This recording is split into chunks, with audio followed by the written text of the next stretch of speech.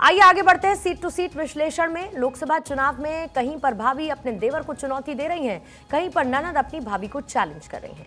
ये राजनीति है ही ऐसी चीज जहां पर खून के रिश्ते से ज्यादा अहम सत्ता की भूख, पैसों की भूख। और इस बार के चुनाव में ऐसे कई मुकाबले होने जा रहे हैं जहां पर रिश्तेदार ही चुनौती देते नजर आएंगे।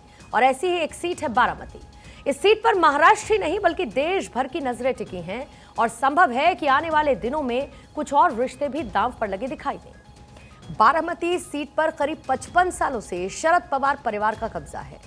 2009 में शरद पवार ने पहली बार बारामती लोकसभा से अपनी बेटी सुप्रिया को चुनाव लड़वाया था और तब से उस क्षेत्र का प्रतिनिधित्व सुप्रिया करती आ रही हैं। इस बार यहां से अजित पवार ने अपनी पत्नी सुनेत्रा पवार को चुनावी मैदान में उतारा तो शरद पवार ने अपनी बेटी सुप्रिया को फिर से मौका दे दिया है।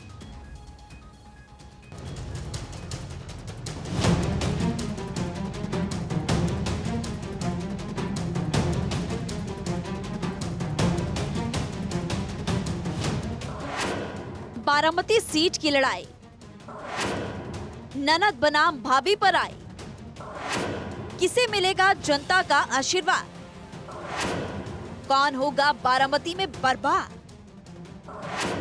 हारी सुप्रिया तो शरद का रसूख होगा खत्म,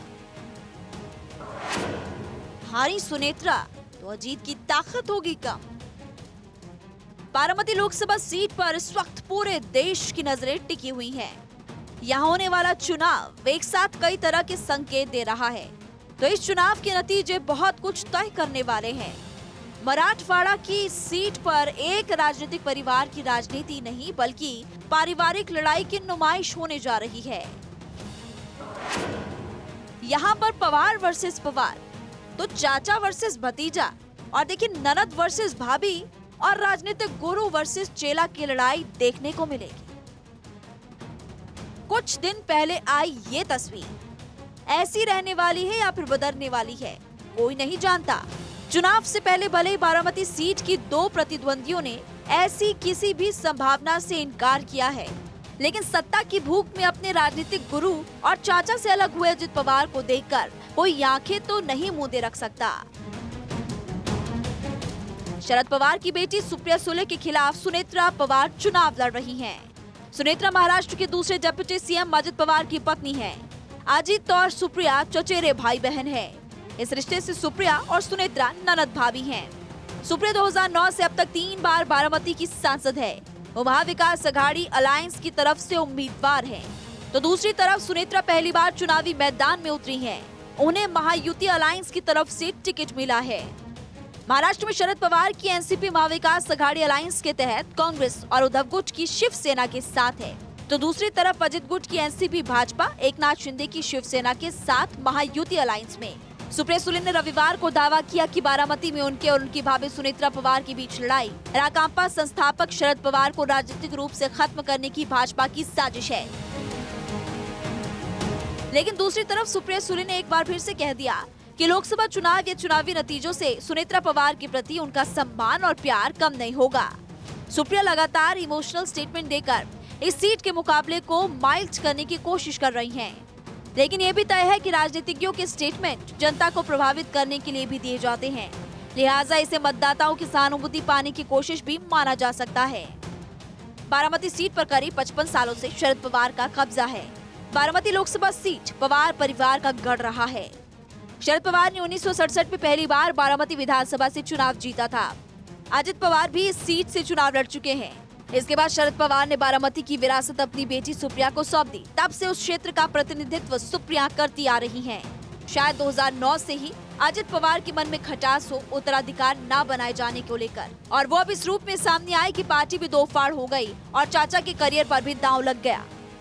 यहाँ पर पहली बार ऐसा हो रहा है कि पवार परिवार के 2 सदस्य एक ही मतदान क्षेत्र से चुनाव लड़ रहे हैं। सुले से मुकाबला करने के बारे में पूछे जाने पर सुनेत्रा कहती हैं कि मतदाताओं ने लड़ाई अपने हाथ में ले ली है, जबकि सुप्रिया सुले लगभग बचाव की मुद्रा में दिख रही हैं, जो उनकी बॉडी लैंग्वेज से भी पता चल रहा है। बहरहाल इंतजार रहेगा तीसरे चरण में यानी 7 मई को डाले जाने वाले मतदान और उसके बाद 4 जून को आने वाले नतीजे पर। Bureau report, Bharat 24। तो आइए सबसे पहले आगे बढ़ते हुए बारामती के जो लोकसभा निर्वाचन क्षेत्र है उसकी बात कर लेती हूं, क्योंकि लोकसभा निर्वाचन क्षेत्र जहां पर संख्या इसकी 35 है और मतदान की तारीख है 7 मई, जो कि तीसरे चरण में पड़ने वाली है। नामांकन की तारीख रहेगी 19 अप्रैल। नामांकन वापसी की तारीख 22 अप्रैल रहेगी। और मतदाता कौन कौन है, कुल मिलाकर जो संख्या है वो 21,20,000 वोटर्स की संख्या है, जिसमें पुरुष मतदाता हैं 10,05,000 और इसके साथ ही महिला मतदाता हैं 11,20,000 के लगभग। और इसके साथ ही मुंबई की जनता इसको लेकर क्या कह रही है, आपको उनकी राय भी सुनवा देते हैं। पलड़ा जिसका देखने जाए तो सुप्रिया सुले जी का भारी है, और एक तरफ देखने जाए तो सुमित्रा पवार जी का भी पलड़ा भारी है। तो एक हिसाब से देखने जाए तो दोनों की कांटे की टक्कर है। सुप्रिया सुले जी सबसे ताकतवर साबित होगी और आप देख लेंगे कि आने वाले समय में वही जीतेंगी। और जैसे कि लोगों का भी कहना है कि दोनों की लड़ाई में तीसरा कोई बाजी मार सकता है, तो तीसरे का वहाँ कोई रोल ही नहीं है। सुप्रिया सुले मजबूत, मतलब एकदम मजबूत दावेदार है। सही मायने में बोले तो मजबूत दावेदार है कि जनता सुप्रिया सुले जी को लाएंगी और उनके ही खिलाफ जो भी लड़ेगा। और मेरा मानना है कि वही जीत के आने वाली है। लेकिन जनता का प्यार भी कहीं ना कहीं सुप्रिया सुले की तरफ ही जाएगा, क्योंकि सुप्रिया सुले जो है वो लोगों से कनेक्टेड है, लोगों से मिल रही है और वहाँ पर वो सांसद भी रह चुकी है। लेकिन